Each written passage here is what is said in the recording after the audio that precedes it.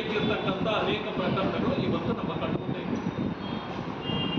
ಕನ್ನಡಕ್ಕಾಗಿ ಯಾರಾದರೂ ಹೋರಾಟ ಮಾಡಿದ್ರೆ ಅದು ಕ್ರಿಮಿನಲ್ ಕೇಸುಗಳಲ್ಲ.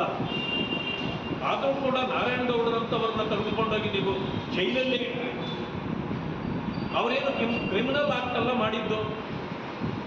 ಹೋರಾಟ ಮಾಡತಕ್ಕಂಥದ್ದು ಅವರ ಹಕ್ಕು. ಅನೇಕ ಕನ್ನಡ ಸಂಘಟನೆಗಳನ್ನು ಇದೇ ರೀತಿ ಹೋರಾಟ ಮಾಡಿದವ್ರನ್ನ ನೀವು ಕ್ರಿಮಿನಲ್ ಕೇಸುಗಳನ್ನಾಗಿ ಪರಿವರ್ತನೆ ಮಾಡಿ ಅವ್ರ ಮೇಲೆ ಹಾಕಿದ್ರಿ. ಅದು ಕ್ರಿಮಿನಲ್ ಕೇಸ್ ಆಗೋದಿಲ್ಲ, ಅದರಿಂದಾಗಿ ನೀವು ವಾಪಸ್ ತಗೋಬಹುದು. ಆದರೆ ಈ ರೀತಿ ಠಾಣೆಗಳಿಗೆ ಬೆಂಕಿ ಹಚ್ಚೋದು, ಪೊಲೀಸ್ ಇಲಾಖೆಯ ವಾಹನಗಳಿಗೆ ಬೆಂಕಿ ಹಚ್ಚೋದು, ಕಲ್ಲು ತೂರಾಟ ಮಾಡಿದ್ದು, ಪೊಲೀಸರ ಮೇಲೆ ಅಟ್ಯಾಕ್ ಮಾಡಿದ್ದು, ಇವು ಕ್ರಿಮಿನಲ್ ಕೇಸ್ಗಳು. ಇದನ್ನು ಅದು ಬೀದರ್ದೇ ಆಗಿರ್ಬೋದು, ಬೆಂಗಳೂರದೇ ಆಗಿರ್ಬೋದು, ಯಾವುದೇ ಆಗಿರ್ಬೋದು, ಇವುಗಳನ್ನು ತೆಗೆದುಕೊಂಡಿರ್ತಕ್ಕಂಥದ್ದು ಇದು ಒಂದು ರೀತಿಯ ಓಲೈಕೆ ರಾಜಕಾರಣ. ಈ ಕೆಲಸವನ್ನು ಈ ಸರ್ಕಾರ ಮಾಡಬಾರ್ದಾಗಿತ್ತು. ನಾವು ಎಷ್ಟೇ ಹೇಳಿದ್ರು ಪದೇ ಪದೇ ತಪ್ಪುಗಳನ್ನೇ ಮಾಡ್ತಾ ಇರ್ತಕ್ಕಂಥ ಈ ಸರ್ಕಾರಕ್ಕೆ ಜನ ಉತ್ತರ ಕೊಡಬೇಕಾಗಿದೆ. ನಾವು ಎಷ್ಟು ಹೋರಾಟಗಳು ಮಾಡಿದ್ರು ಕೂಡ ಇವರ ದುಂಡಾವರ್ತಿ ಮತ್ತು ಉದ್ದಟತನವನ್ನು ಇವರು ಸರಿಯಾಗಿ ಬಗೆಹರಿಸ್ಕೊಳ್ತಾ ಇಲ್ಲ. ಇದು ಕಾನೂನು ಬಾಹಿರವಾದ ಕೃತ್ಯ. ಇದು ಸರ್ಕಾರವೇ ಮಾಡ್ತಾ ಇರ್ತಕ್ಕಂಥ ಅಪರಾಧ.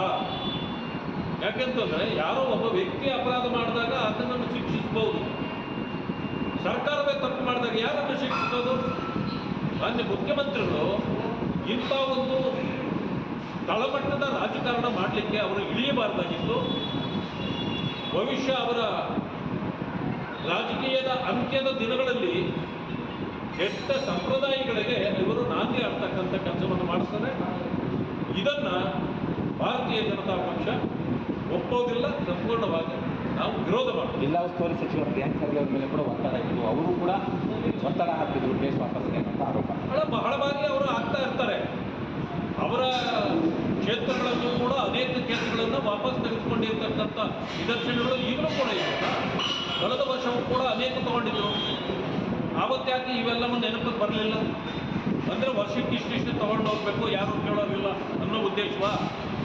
ಈ ಕಾರಣದಿಂದ ಈ ಸರ್ಕಾರ ಕ್ರಿಮಿನಲ್ ಕೇಸ್ಗಳನ್ನು ತಗೊಳ್ಳೋ ಅಧಿಕಾರ ಇವ್ರಿಗಿಲ್ಲ, ತಗೋಬಾರ್ದಾಗಿತ್ತು. ಅದರಲ್ಲೂ ಕೋರ್ಟ್ನಲ್ಲಿ ಟ್ರಯಲ್ ನಡೆಯುವಾಗ ಇವರು ಯಾಕೆ ತೆಗಿತಾರೆ? ಅದರ ಮೂಲೋದ್ದೇಶಗಳು ಏನು ಅನ್ನೋದು ಕೋರ್ಟಿನ ಮೂಲಕ ಹೊರಗಡೆ ಬರಬೇಕಲ್ವಾ? ಬರದೆ ತೀರ್ಪು ನೀವೇ ಕೊಡ್ತೀರಾ ಅಂದಮೇಲೆ ಮುಖ್ಯಮಂತ್ರಿಗಳೇ ಜಡ್ಜ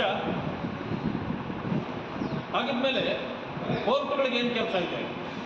ಅವ್ರ ಕೆಲಸವನ್ನು ನೀವೇ ಮಾಡೋದಾದರೆ ಕೋರ್ಟ್ಗಳಿಗೆ ಸ್ವತಂತ್ರ ಇಲ್ಲ ಅಂತ ಆಯ್ತು. ಅಲ್ಲಿಗೆ ಈ ಸರ್ಕಾರದ ಈ ಗುಂಡಾವರ್ತಿ ನಡೆಯನ್ನು ತಕ್ಷಣ ಅವರು ಕೈ ಬಿಡಬೇಕು. ಈ ಕೇಸ್ಗಳನ್ನು ಯಾವುದೇ ಕಾರಣಕ್ಕೂ ವಾಪಸ್ ತೆಗೆದುಕೊಳ್ಬಾರ್ದು ಅಂಥೇಳಿ ನಾನು ಮನವಿ ಮಾಡ್ತೇನೆ. ಒಂದು ಸಮಯ ಇದು ಮಾಡಿದಾಗ ನಾವು ಹೋರಾಟವೂ ಮಾಡ್ತೇವೆ. ಮುಂದಿನ ದಿನಗಳಲ್ಲಿ ಈ ಕೇಸ್ಗಳನ್ನು ನಮ್ಮ ಸರ್ಕಾರ ಬಂದ ಮೇಲೆ ಇವುಗಳನ್ನು ಮತ್ತೆ ಎತ್ಕೊಳ್ಬೇಕಾಗತ್ತೆ ಅಂತಕ್ಕಂಥ ಎಚ್ಚರಿಕೆಯನ್ನು ಅವರಿಗೆ ಕೊಡಲಿಕ್ಕೆ ಬಯಸ್ತೇನೆ.